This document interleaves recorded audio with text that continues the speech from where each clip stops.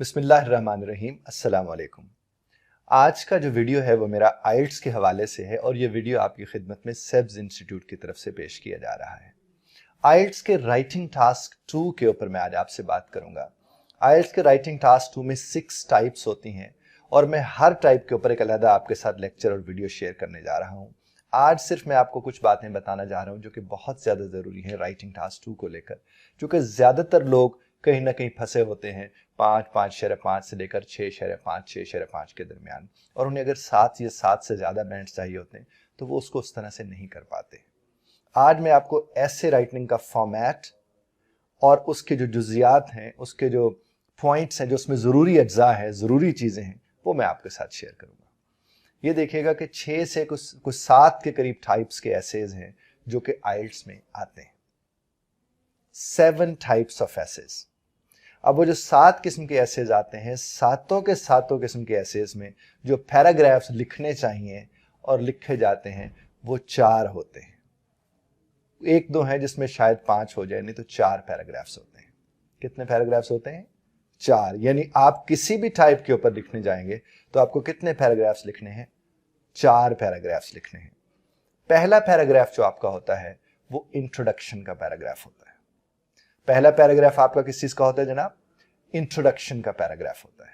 और जो दूसरा पैराग्राफ होता है वो बॉडी 1 का पैराग्राफ होता है। पहला इंट्रोडक्शन का, दूसरा बॉडी 1 का, और तीसरा जो होता है वो बॉडी 2 का पैराग्राफ होता है। तीसरा पैराग्राफ बॉडी 2 का होता है। पहला इंट्रोडक्शन, दूसरा बॉडी 1, तीसरा बॉडी 2, और जो चौथा और आखिरी पैराग्राफ होता है वो कंक्लूजन का पैराग्राफ होता है। तो इस तरह से टोटल ये 4 पैराग्राफ्स होते हैं जो कि आइल्ट्स के एकेडमिक राइटिंग टास्क के लिए, जनरल ट्रेनिंग के हवाले से जब आप राइटिंग टास्क 2 करते हैं तो आपको इतने ही पैराग्राफ्स लिखने चाहिए। 4 पैराग्राफ्स, इंट्रोडक्शन, बॉडी 1, बॉडी 2 और बॉडी 3 नहीं, उस सूरत में बॉडी 3 होता है जब एक एक्स्ट्रा ऑप्शनल कोई केसेस होते हैं, वो मैं जब आपको ज़ाहिर उस टाइप का ऐसे बताऊंगा तो आपको उसका अंदाजा होगा। उसके बाद लास्ट आपका जो पैराग्राफ है, चौथा पैराग्राफ, वो आपका कंक्लूजन का होता है। अब हम देखते हैं कि बॉडी पैराग्राफ में हमें क्या चीज़ें लिखनी होती हैं, किस तरह से लिखना होता है, इंट्रोडक्शन में क्या चीज़ें लिखनी होती हैं और कंक्लूजन में क्या चीज़ें लिखनी होती हैं। तो इसके ऊपर मैंने कोई 21 पॉइंट्स बनाए हैं जो मैं आपकी खिदमत में पेश करूंगा। इसमें कमी भी हो सकती है, वो भी मैं आपको अर्ज किया देता हूँ। जो आपका इंट्रोडक्शन है, हाँ ज़रूर आप अपनी नोटबुक वगैरह उठा लीजिए और इसको फिर आप उस हिसाब से ज़रूर नोट करने और लिखने की कोशिश कीजिएगा जो मैं आपसे अर्ज कर रहा हूँ। आप अपनी नोटबुक उठाइए, पेंसिल उठाइए और जब जरा लिखना शुरू कीजिएगा कि जो आपका इंट्रोडक्शन होता है, आपके इंट्रोडक्शन में 4 चीजें होती हैं। आपके इंट्रोडक्शन में क्या होती है जनाब? 4 चीजें होती है, क्योंकि आपका इंट्रोडक्शन सवाल से निकल कर आता है। सवाल जो होता है उसके 2 पार्ट्स होते हैं। आपको जो भी क्वेश्चन आएगा आइल्ट्स में उसके 2 हिस्से होते हैं। एक हिस्सा होता है गिवन और एक होता है आस्क्ड। एक जनाब क्या होता है? गिवन का, और एक होता है आस्क्ड का। ये जो गिवन वाला होता है, गिवन वाले हिस्से से आप अपने इंट्रोडक्शन के पहले 2 हिस्से मुकम्मल करते हैं, और जो आस्क्ड पार्ट होता है उससे आप अपने इंट्रोडक्शन के दूसरे 2 हिस्से मुकम्मल करते हैं। अब जरा इसको ध्यान से सुनिएगा। मिसाल के तौर पर आपका सवाल आपके सामने आया कि कुछ लोगों का कहना है कि बसंत के बहुत से फायदे हैं, जबकि कुछ लोगों का मानना है कि बसंत के ज्यादातर नुकसानात हैं। तो आप इन दोनों आरा को डिस्कस कीजिए और अपनी राय भी दीजिए। तो जब उसने कहा कि बसंत, ये वाला हिस्सा था गिवन वाला, मैं आपको पहले बता दूं कि बसंत के कुछ लोगों का कहना है बसंत के काफी सारे फायदे हैं, जबकि कुछ लोगों का कहना है कि बसंत के नुकसानात हैं। अब वहां पर कुछ और यहां पर भी कुछ, ये दोनों लोग क्या कह रहे हैं? एक नुकसान की बात कर रहे, एक फायदे की बात कर रहे हैं। अब यहां तक का जो टुकड़ा है ये गिवन पार्ट है। इस गिवन पार्ट से इंट्रोडक्शन के पहले 2 पार्ट्स बनते हैं, और वो जो पहले 2 पार्ट्स हैं उसमें नंबर 1 आपका आता है बैकग्राउंड। नंबर 1 आपका क्या आता है? बैकग्राउंड। और नंबर 2 आपका आता है, बैकग्राउंड का जो फौरन बाद आपका आता है वो होता है रीफ्रेज। और रीफ्रेज का मतलब होता है कि आपने किसी की कही हुई बात को अपने लफ्जों में कैसे कहना है, उसको हम कहते हैं रीफ्रेज करना। बैकग्राउंड और रीफ्रेज कहां से लिखते हैं? Given parts. उसके बाद है आस्क्ड पार्ट। तो इसमें आस्क्ड पार्ट क्या था कि आप दोनों आरा को डिस्कस करें, दोनों ओपिनियंस को डिस्कस करें और फिर अपनी राय दें। तो जहां ये कहा गया कि आप दोनों को डिस्कस करें और अपनी राय दें, तो इस वाले टुकड़े से आप बनाते हैं थीसिस स्टेटमेंट और आउटलाइन को। आप क्या बनाते हैं जनाब? थीसिस स्टेटमेंट और आउटलाइन को। तो आपके इंट्रोडक्शन के अंदर 4 चीजें होती हैं। पहले आपका बैकग्राउंड होता है, फिर आपका रीफ्रेज होता है, उसके बाद आपका थीसिस स्टेटमेंट होता है, और फिर उसके बाद जाकर जनाब आपका आउटलाइन होता है। तो ये 4 चीजें जरूरी हैं एक इंट्रोडक्शन लिखने के लिए, और ये चारों की चारों चीजें इंट्रोडक्शन जब आप लिखने जाते हैं तो आपके सवाल के कौन कौन से हिस्सों से आती है वो मैंने आपकी खिदमत में पेश कर दी। यानी जो आपका गिवन पार्ट है, गिवन पार्ट में से क्या होगा, आपका क्या जाकर निकलेगा? बैकग्राउंड और थीसिस स्टेटमेंट, बैकग्राउंड और रीफ्रेज, और जो आपका गिवन पार्ट है, आस्क्ड पार्ट है, उससे क्या निकल कर आएगा आपका? जी हाँ, थीसिस स्टेटमेंट और आउटलाइन। अब जनाब उसके बाद हम चलते हैं किसकी तरफ? अपने बॉडी 1 की तरफ। अब आपने जब 2 आरा पेश की तो उसमें से एक राय जो मसलन फायदे वाली राय है या नुकसान वाली राय है, जो भी एक राय है, वो आपके बॉडी 1 पहले पैराग्राफ में आएगी। फिर आपकी जो दूसरी राय है वो बॉडी 2 दूसरे पैराग्राफ में आएगी। ऐसा ही है ना जनाब? तो जो बॉडी 1 है, तो बॉडी 1 जब आप शुरू करेंगे तो उसकी जो पहला सेंटेंस होता है उसको हम कहते हैं टॉपिक सेंटेंस। पहला सेंटेंस क्या होता है जनाब? Topic sentence. टॉपिक सेंटेंस के फौरन बाद जो सेंटेंस आप लाते हैं वो मेन आइडिया का होता है, और मेन आइडिया के फौरन बाद आप सपोर्टिंग डिटेल लेकर आते हैं।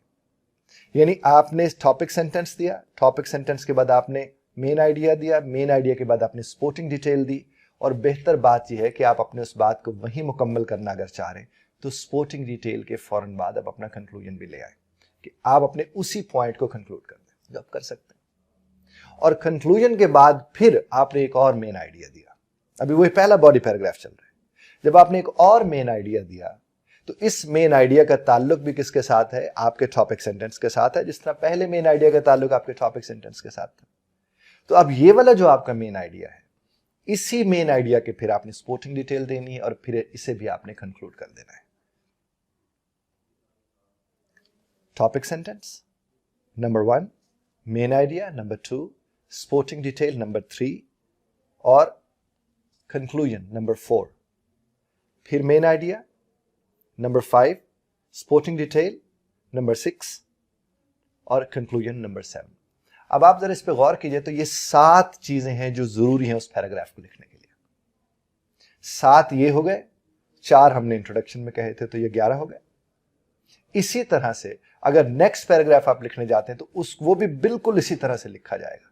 उसमें भी यही 7 चीजें हमें चाहिए, यानी टॉपिक सेंटेंस चाहिए, मेन आइडिया चाहिए, सपोर्टिंग डिटेल चाहिए, कंक्लूजन चाहिए, फिर मेन आइडिया, फिर सपोर्टिंग डिटेल, फिर कंक्लूजन।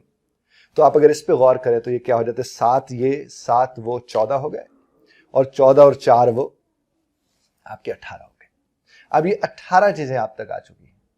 अब जो ही आप इसको कंक्लूजन की तरफ लेकर जाएंगे तो कंक्लूजन क्या होता है? कंक्लूजन के अंदर 2 चीजें पाई जाती है। कंक्लूजन के अंदर क्या होता है जनाब? 2 चीजें पाई जाती हैं। एक तो आप क्या करते हैं, अपने कंक्लूजन में आप समराइज कर देते हैं मेन आइडियाज को। यानी अगर 4 मेन आइडियाज थे तो आप चारों मेन आइडियाज को समराइज कर देंगे अपने उसमें जाकर, जो कि पहले 1.5, 2, 2.5 लाइन है। और समराइज करने के बाद जो दूसरी रिक्वायरमेंट है वो ये होती है कि वो जो आपने थीसिस स्टेटमेंट लिखा था, आप उसी अपने थीसिस स्टेटमेंट को क्या करेंगे?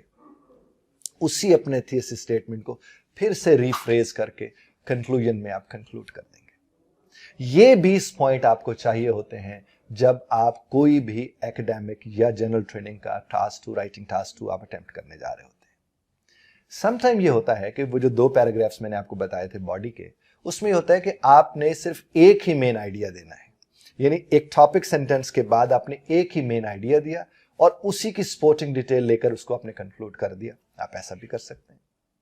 इसी तरह से आप दूसरा पैराग्राफ भी बिल्कुल इसके मुताबिक लिख सकते हैं।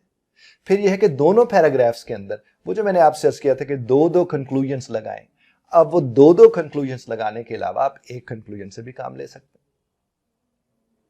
मैं आज आपके साथ, जो कि काफी सारी ये टेक्निकल बात हो गई, जो कि ये मैंने वीडियो बनाई ही टेक्निकल ग्राउंड्स पर है कि लोग उसको उस तरह से सीख और समझ सके जो आइल्ट्स के लोग हैं।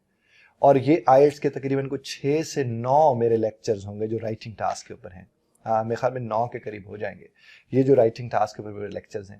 تو آپ نے ان کو اسی ترتیب سے سننے اور سمجھنے کی کوشش کی ہے اور انشاءاللہ کوشش کریں گے.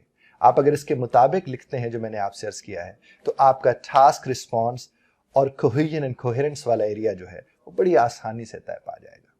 انشاءاللہ میں یہ 8 9 10 یا 6 جتنے بھی لیکچرز میرے اس کے اوپر بنیں گے میں کوشش کروں گا, کیونکہ ذرا ایک وقت میں زیادہ انفارمیشن بھی نہیں دی جا سکتی ہوتی. مجھے تو یہ والی انفارمیشن بھی لگ رہی تھی کہ مجھے 3 4 لیکچرز میں دینی چاہیے تھی, لیکن پھر بھی جو کنسرنڈ ہیں اگر وہ اسے بار بار دھیان سے سنیں گے, اپنی نوٹ بک سامنے رکھ کے اس میں سے پوائنٹس بنائیں گے اور نوٹ کرتے جائیں گے تو انہیں اس کو سمجھنے میں بہت آسانی ہوگی. خدا آپ کو آپ کے ریکوائرڈ بینڈز عطا فرمائے. آمین ثم آمین. میرے حق میں بھی دعا کیجیے گا. دھیان سے سننے کا ڈھیر سارا شکریہ. ہاں, طرز اختلاف رائے کا خیال رکھیے گا, اختلاف رائے کا تو آپ حق رکھتے ہی.